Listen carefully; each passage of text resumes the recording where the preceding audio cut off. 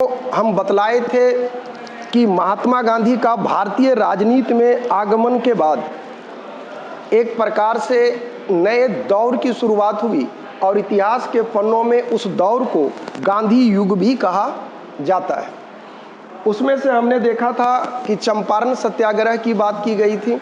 चंपारण सत्याग्रह एक ऐसा सत्याग्रह है यारा जिस सत्याग्रह में ब्रिटिश जमींदार और भारतीय किसान के बीच की ये लड़ाई थी और इस लड़ाई में हर हाल में गांधी ने अंग्रेज जमींदारों को घुटने पर ला खड़ा किया।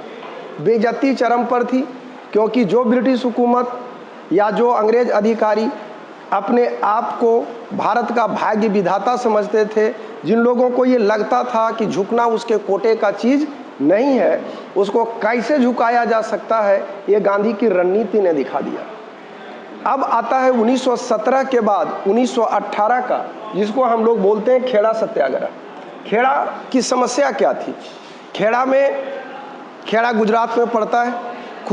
खेड़ा की सबसे बड़ी समस्या ये थी कि ब्रिटिश हुकूमत ने खेड़ा के किसानों के टैक्स में वृद्धि किया था और महज एक संजोग है कि जिस साल उसने टैक्स में वृद्धि किया था उसी साल खेड़ा में अकाल पड़ा था। फिर से शब्दावली को सुन लो, टैक्स में वृद्धि की गई और टैक्स में जब वृद्धि जिस साल किया गया उसी साल अंग्रेजों ने खेड़ा के किसानों के टैक्स में वृद्धि किया था।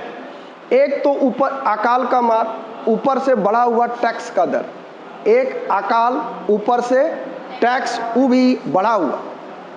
तमाम किसान सक्षम नहीं थे पुराने दर पर टैक्स देने को, तो भला नए दर पर टैक्स कहाँ से दिया जा सकता था? ये किसी भी कीमत पर संभव नहीं था।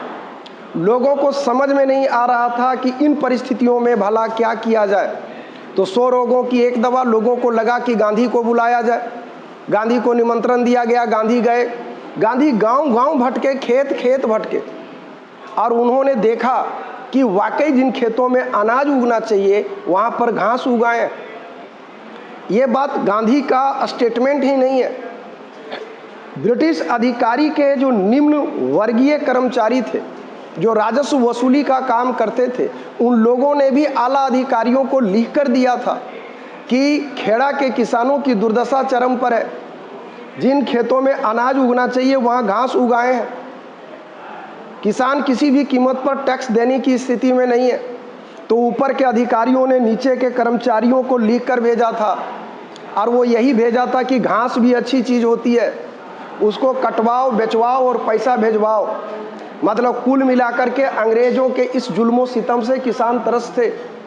समझ में नहीं आ रहा था क्या किया जाए। और जब गांधी गए तो उन लोगों ने, गांधी ने तमाम किसानों को यही समझाया और ये बतलाया कि आपको करना क्या है। रणनीति ये बनी कि आप टैक्स दो ही नहीं। उन्होंने मध्यम मार्ग का रास्ता अपनाते हुए ये कहा कि जो किसान टैक्स देने में सक्षम है वो टैक्स दो और जो सक्षम नहीं है वो टैक्स देने से इनकार कर दो।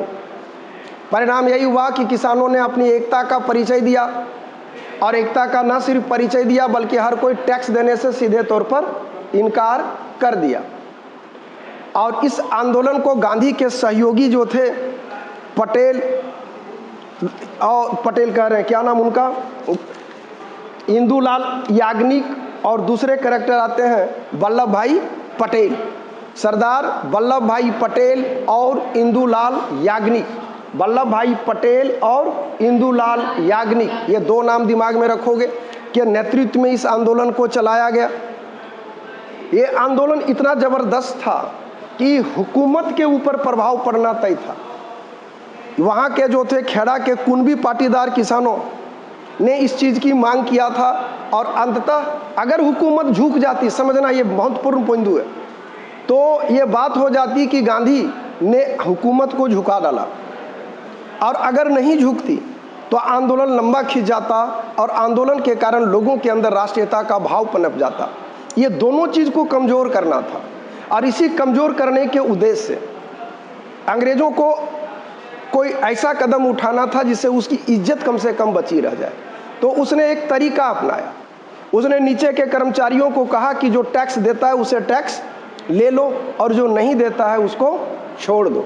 इस प्रकार उसकी इज्जत भी बची रह जाएगी और कहने को भी हो जाएगा कि हमने भी टैक्स को वसूला है। जबकि ये सच है कि इसमें सिर्फ और सिर्फ गांधी की जीत हुई और हुकूमत की हार हुई।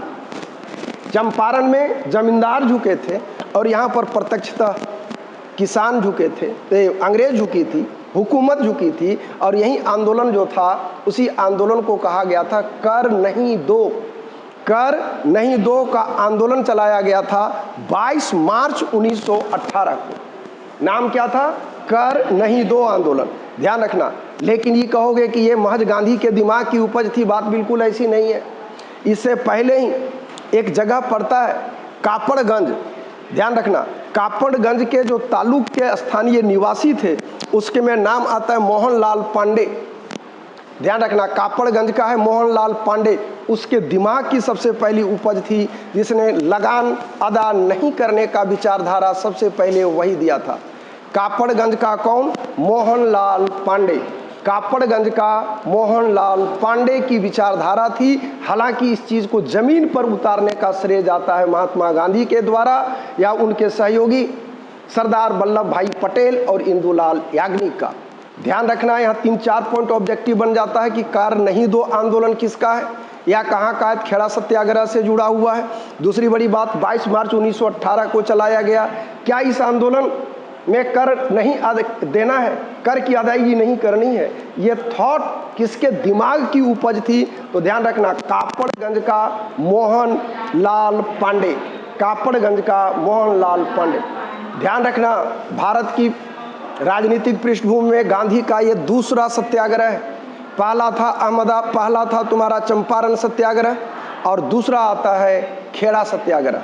तो ये कहानी थी खेड़ा सत्याग्रह की, जहाँ पर महज सत्याग्रह के माध्यम से समाज के उस वर्ग को जिसको ब्रिटिश हुकूमत दीनहीन और गरीब समझती थी, उसको झुकने पर बेबस किया गया और हुकूमत को झुकना पड़ा। यही विशेषता थी गांधी की भी और यही ताकत थी गांधी के सत्याग्रह की भी। जय हिंद।